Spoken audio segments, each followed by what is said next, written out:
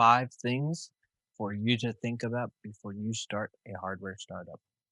I'm Doug Malley, CEO of Omega VR, and it's been 4 years since I've been working on Omega VR. And in that time, we've met with 29 different investors and we've received some grant funding.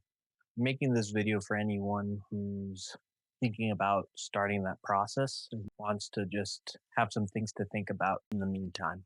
The 5 things I'd recommend you think about is identity. Are you the right type of person to be working on this? To think about why you're working on this, who's working on this with you, and how are you going to fund everything. Those are the 5 things you should think about before starting a startup. Let's get right into it. So, identity. With identity, it matters that you are someone who's committed, right? You're able to work on this for 5 to 10 years without receiving any success or validation from the world. That means working in silence, deriving validation and dopamine from the small wins, the process itself, versus being able to make an app in a weekend, post about it, go get funding for it the next month, right? With a hardware startup, it takes the physical manipulation of atoms in the real world to make that happen. And it's a longer process and the turnaround times and the iteration loops are longer. So it is more demanding on you, the founder. And so just think about that before you start, right? It doesn't matter if you're shy, you're going, those things don't matter. The only thing that matters is your ability to commit to this, to continue to work on this when things get hard, when people are telling you why it's stupid or why it's not likely to work or whatever it may be, right? It is the only thing that matters is if you're able to continue to execute on it, learn the things you need to learn, work on the things you need to work on, make the proper sacrifices to continually prioritize and push the startup forward and forward, right? As long as you're willing to do that, I would think you were someone who is fitted for being a hardware founder, right? The second thing is why. So why are you doing this? Are you doing it for the money, the fame, the riches, the attention, or are you doing this for another reason, right?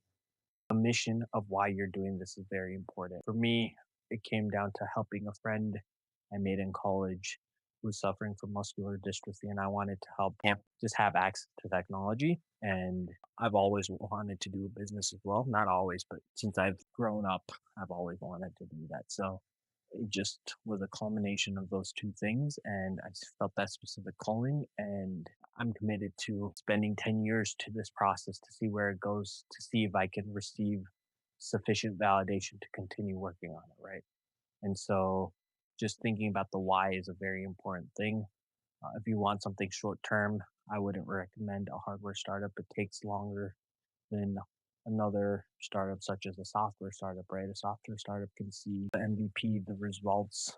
Their software startups are expected to have recurring revenue pretty early on to even get meetings with investors, right? While a hardware startup, they still want recurring revenue, but it's also understood that it's harder to do that. And so you're expected to spend more and invest more into your startup than, say, someone who's making a mobile game, right? So you've got identity, you've got your why, and then your who. So who are you working on this with? Do you have co-founders? Are there anyone who's in your class who's technically adept to assist you in certain aspects of this project? So if you know someone who can commit to the startup equally, and as long as you plan to do it and has the same work ethic, they should be your co-founder.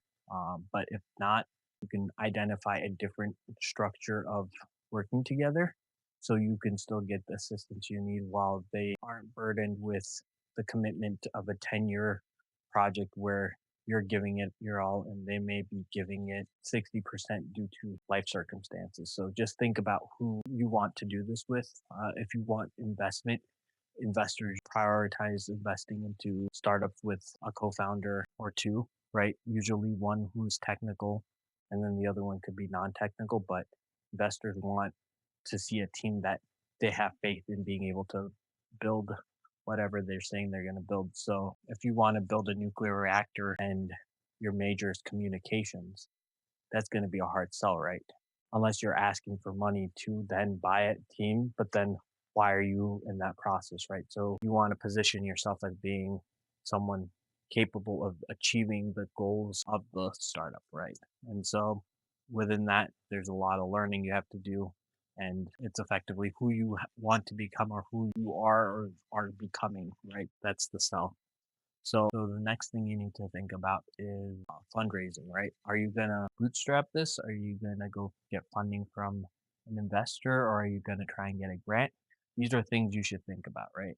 For me, I'm personally bootstrapping this, and along the way, we've received grant money from an accelerator through my university, and they took no equity as a result of that, which is beneficial to us, right? They've gotten us in connection with investors, and that is the optimal situation, right? Because you get money, you get connections, get resources, and the only thing you're giving up is the time it takes to be part of that process, and it's all beneficial to you at the end of the day.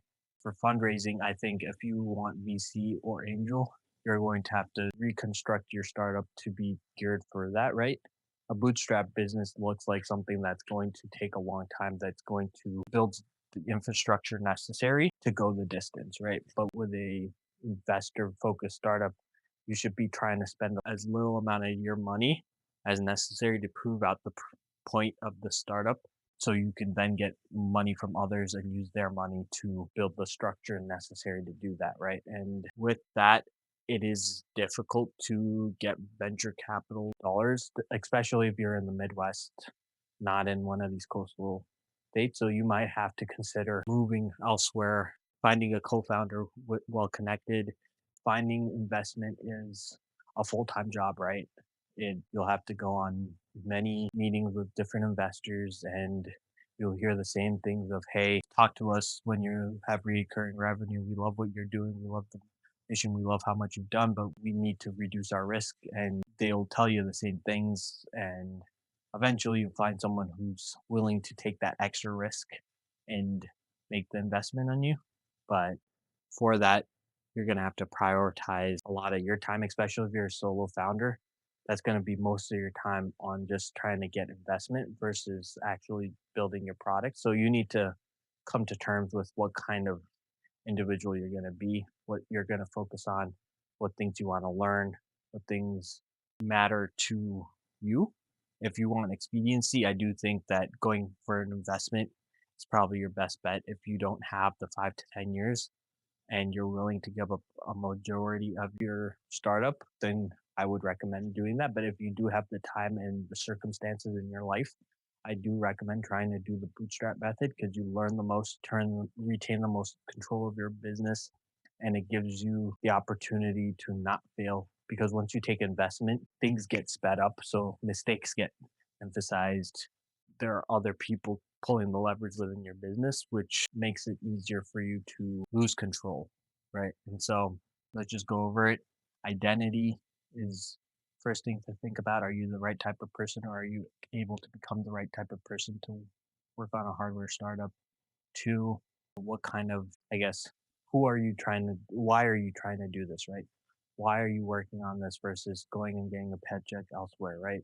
9 to 5, a stable paycheck. When you work on a hardware startup or any startup, though, and you're full time on this, paychecks are not guaranteed. And so you need to structure and design your life to be able to work on this full time or at least most of the time.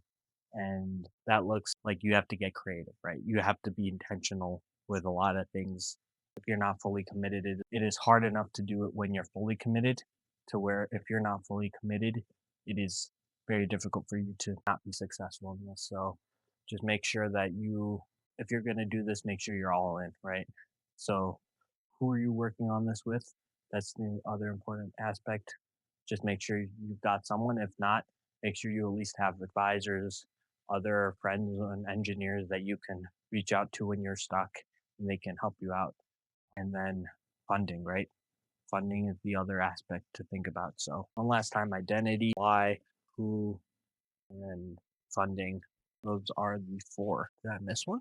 Identity, why, funding, and then lifestyle. That's the one I was forgetting. Lifestyle. With lifestyle, that's the biggest one, right? You need to design your life to be compatible with a startup, especially a hardware startup. You need equipment to actually build your product. So you need space, right? For me, I live with my parents, and when I was working full time, I was paying rent, and now I am fortunate enough to not have to pay rent.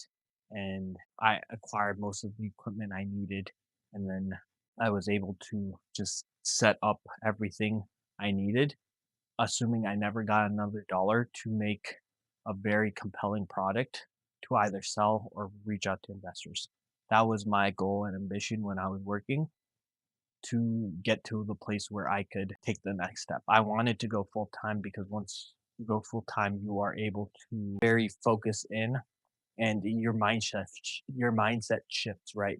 You don't have a backup plan. You're not consumed with your day job and then you work at night for the 1 hour and then you go back to work the next day, but you've been really thinking about work and it's just your mindset's different when you're working full time.